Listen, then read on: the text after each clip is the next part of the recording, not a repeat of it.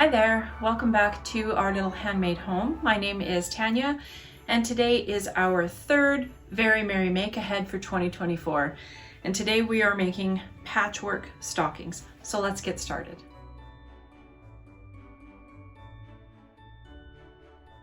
For starters, let's take a look at what we're going to be using to make our patchwork stockings. As you can see, I have nice little 2.5 inch squares. I have used mini charms for that. This pack that I have here, this is an older one by Sweetwater and it's called the Christmas Card. It's really cute. It's got lovely reds and greens in it and the prints in it are really fun. So I'm excited to use this one. I pretty much love anything by Sweetwater, especially at Christmas time, so this is a good choice. I have some yardage that I had in my stash. This is going to be used for both the lining and the back side. I have a scrap piece of batting that I'm going to be using to quilt the stocking front. And then I have the grid fusible interfacing. So this is really handy when you're working with charm packs. It makes it the whole process a lot faster. One side of this, of course, this is going to be your textured fabric feeling side. This is the fusible side. You can tell it's got sort of a different feel to it. And in order to use this, all you do is you take your fabrics and you just place them inside a square. Now, of course, sometimes charm packs, mini charms especially, can be a little bit off size, I guess you would say. And so as you can see on this one, it's actually a little bit bigger than the grid lines show, in which case that's all right. It's going to help you to keep straight lines, but all you want to do then is leave a little gap in between, sort of like that. You want to make sure that they're close but not quite touching. Now, of course, this is going to put me even further over on this line, but that's all right. Use these lines to keep your charms straight. But before we get to that step, let's talk about how much we're going to need and how we're going to lay it out. In order to make this stocking, the original tester, if you will, I used my AccuQuilt. I have the stocking die cut and it is absolutely perfect. Of course, this is going to be your cut size. This is going to end up a little smaller because of your seam allowances and such, but you can see that it does follow the lines quite nicely. I like this size. It's nice for small packages. Of course, you can use any size that you want. This is the size that I'm going to choose to use for my stocking. I didn't actually use this top section for the cuff, and I'll show you afterwards, after we do the main part of the stocking, I'll show you how to do your own cuff. So I'm going to use this one. The total length of this stocking cut is about 13.5 inches, and at its widest point, I would say it's about 10 3/4 inches. Of course, you can create a template if you want. This is a template off of a stocking that I had before, and I've used this one a couple of times. You can choose absolutely any size you want. If you pick a stocking that you've used in previous years, go ahead and use that. So in this case, what I'm going to do is I'm actually going to lay this on here and I'm going to line up my grid interfacing with the shape of the stocking underneath it.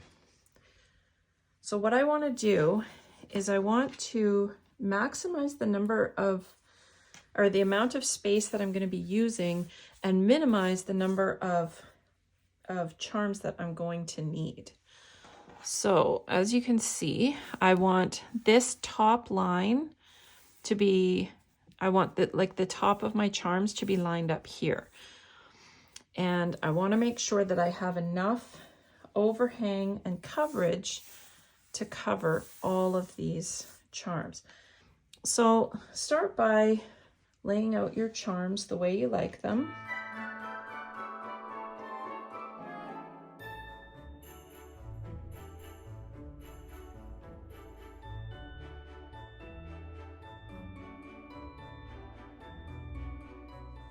Okay, so once you've laid out your squares and you're happy with the layout, we're going to take this over to our ironing board or our pressing mat, and we're going to press these all into place.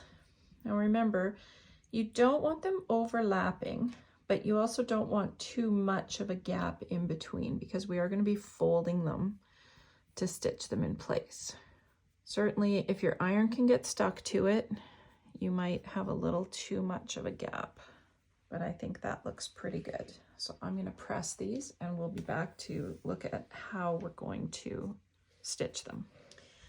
The other thing that you can do if you are not using the AccuQuilt is you can actually take any template that you have, you can lay it out, and you can draw onto your interfacing and then just lay your squares out the way you need them. So what I'm going to do now is I'm just going to trim off the excess that I have here. Once we've trimmed that down, we're going to stitch our rows and our columns. So what you want to do is just fold it and then stitch at a 1/4 inch seam. Fold the next one, stitch at a 1/4 inch. Keep going until you've stitched them all. I'll be back to show you what we do next. All right, so I've sewn my rows, as you can see, and all I'm going to do is press them in one direction. I'm going to press it all either direction, it doesn't matter which one. Okay, I can start by finger pressing them out. And then I'm going to fold and I'm going to stitch down my rows, and I'm going to do all of that. I'm going to press them and I'll be back to show you what we do next. And just like that, look at these. These are so great. These corners come out really nicely. I absolutely love this grid interfacing. So trust me, we're going to be using this again. So the next thing we're going to do at this point, you can decide, am I going to quilt it? Am I not? As you can see in this one, I didn't quilt it. I think it still looks really cute. But this one, I think I'm going to add a little more detail to. So I had a scrap piece of fusible batting, which is just about the right size. I think that'll be fine, because once I trim it down on the AccuQuilt, it's going to cut into these parts anyway, so it's okay to not have it all the way out to the edge. So what I'm going to do is trim this down.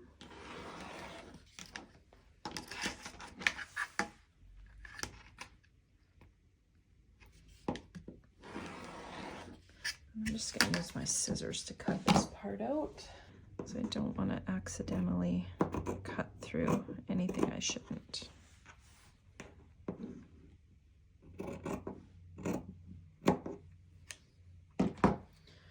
All right, I'm going to press that on. I'll be right back. So I've got my fusible batting on the back. I'm going to do a really simple cross grid quilting on this, because I don't think it needs much else. All right, I've finished all the quilting on the top. As you can see, I've just used just a simple straight stitch, and that'll do just fine. Now what I'm going to do is run this through my AccuQuilt, because that is the template and the size that I've chosen to use.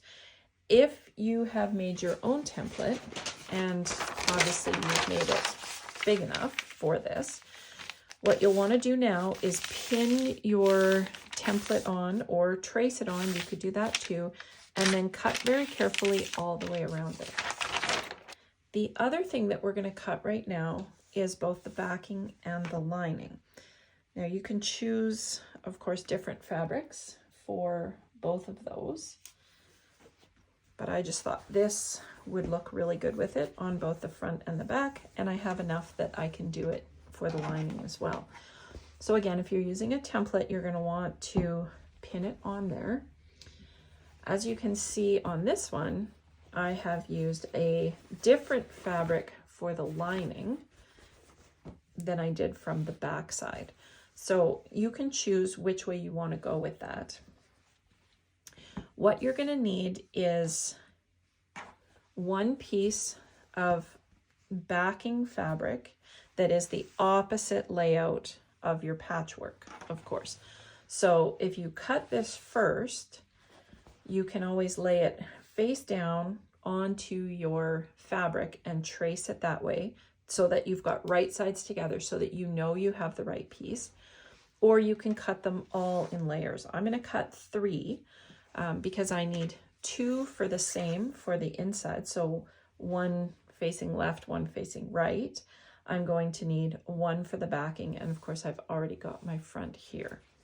Now I have done a short demo of the AccuQuilt before, but if you are interested in taking a look at it again, be sure to check out my other videos. I will leave a link down below.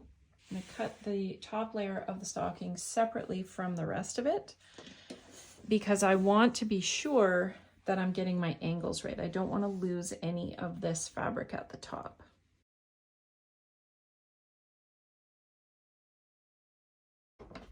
Now remember too that if you are using the AccuQuilt, this does create some static on here. So be careful when you slide this off because you could find yourself getting zapped. And just like that, it's cut out. So there we have our 2 pieces cut out. Now, I want to show you something here. You can see that this went a little bit flat here. And the reason for that is I actually didn't have enough coverage at the bottom to make sure that I was going to have the full stocking size. I wasn't careful enough. I could cut some more out. However, I don't need to do that because when you look at it from here, you can see that there's so little that I'm simply going to square that off a little bit on here and it won't even be noticeable. I'm just going to square that off on all the layers. It's not that much of a difference.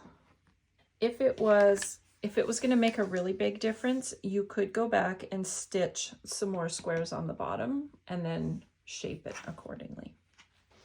All right, now that I have trimmed off the toe a little bit as I needed to, I'm going to put right sides together for the stocking front and back. And then I'm also going to put right sides together for the lining. This would be a little bit easier to see the difference if I was using different fabric, but that's okay. And then I'm going to stack them all together. Okay, so you've got your quilt front, or your stocking front, your stocking back, your lining, right sides together, all 4 of them. And then we're going to sew a 1/4 inch seam, between a 1/4 and a 1/2 inch seam all the way around. Don't sew the top, of course, but stitch all the way around. And then we'll be back to see how quick and easy this turns around. So now you can see that we've got this sewn all the way around. This part here around the toe where we had to cut it a little bit flatter, or I had to cut it a little bit flatter, you're really not even going to notice it now that it's stitched. I'm just going to trim out the rounds a little bit. And now this is the really fun part. As you can see, you've got them all turned this way. Of course, this is going to be your front. So you want to turn it right side out.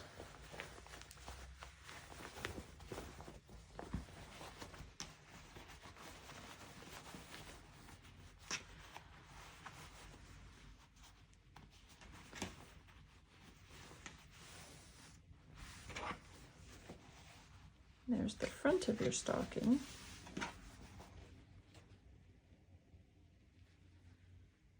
And there's the lining of your stocking. The seams are all totally concealed by stitching all 4 layers at once. Isn't that fantastic? I love it, because I personally don't like fussing around with lining any more than I have to. So I absolutely love, love, love this method. So next thing I'm going to do is I'm going to press this nice and flat, and then we're going to do our cuff. And on these stockings, the cuff is really nothing more than a quilt binding. So as you can see on this one, I have put quite a wide piece of fabric here. Now, this is definitely a personal preference. I'll certainly leave the measurements that I use in the post and down below. The easiest thing to do is to take a piece of fabric that either coordinates or is one of these pieces. I'm going to use the backing because I have lots of it. And fold it in half this way. And this will tell you whether you have enough here, which I do, because really what you want to do is you want to have the same width as the top seam, plus about, you know, a little extra just to make your seam. So say an extra 1/4 of an inch. So when I measure this, I'm at about 7 1/4. So say 7 1/2. So I'm going to want a 15-inch piece of fabric that I can use for my cuff. I have over 15 inches, so I'm good. The other thing that you want to do is figure out how wide of a cuff or how tall of a cuff you would like to have. So in this case, this one is 2 1/2 inches high now. So this piece probably started out close to 10 inches, because what we're going to do is we're going to first cut our 15 inches. We're going to fold it in half. We're going to stitch it on, and then we're going to end up folding it in half again. Make the cuff as wide as you want, but we're going to start by folding it in half, and then we're going to cut it at 15 inches. Okay, I'm going to press this, and I'm going to press it in half, but then I'm going to open it back up, and I'm going to stitch it over here, and I'm going to stitch it at a 1/4 inch seam. I'm also going to square this up a little bit. I'm going to stitch a 1/4 inch seam down here, and then I will show you how we're going to finish this. All right, so you can see where I've pressed it in half before I sewed it. I've stitched my seam, and I've pressed it open to remove some of the bulk. So now I'm going to go ahead and fold it in half. Just makes it a little easier to fold nice and neat. So I'm going to do this one the opposite of the way I've done here. So I'm going to turn my stocking inside out. Look at those nice finished seams in there. And then I'm going to take my cuff piece, and I'm going to put it around the edge like this. I'm going to put it around the outside, and I'm going to line up this back seam here with the seam on the cuff. Okay, I'm going to set those together, and then I'm going to stitch my 1/4 inch seam all the way around, and I'll be back to show you how I finish it. So you can see that I've now stitched this all the way around with my 1/4 inch seam. I'm going to press it open like that, and then I'm going to turn right side out and flip it over. So as you can see, I've got my unfinished edge here. So I want to turn this down far enough that that's going to be covered, and I can either tack it in place, or I could even use a little bit of fabric glue or stitch witchery underneath that's going to hold that over top of that seam. I think I will use the fabric glue. So I've just got some Fabric Fusion. This I picked up at my local quilt shop. So I'm going to run a bead of this glue across here, and I'm going to set it with my iron, and then I'm going to do the same thing on the other side. And then the last thing I'm gonna do, I'm going to create a hanger. This little scrap is 2.5 by 7. So I'm gonna start by folding it in half. I'm gonna press it, and then I'm gonna press these inside, and I'm going to stitch along one side. So as I said, I folded it in half, I stitched along here, and then I also stitched across the bottom, just really close to the bottom, so that I can then flip it out this way, and then I can stitch this piece by hand inside the stocking. And then it's going to give me a nice holder. So I'm just going to do that, and I'll be back with the finished product. So that is how you make very cute, very simple, and very fast patchwork Christmas stockings. You'll have time to make an entire bunch of them before this Christmas. Be sure to join me again next month for our 4th Very Merry Make Ahead. Thanks for watching.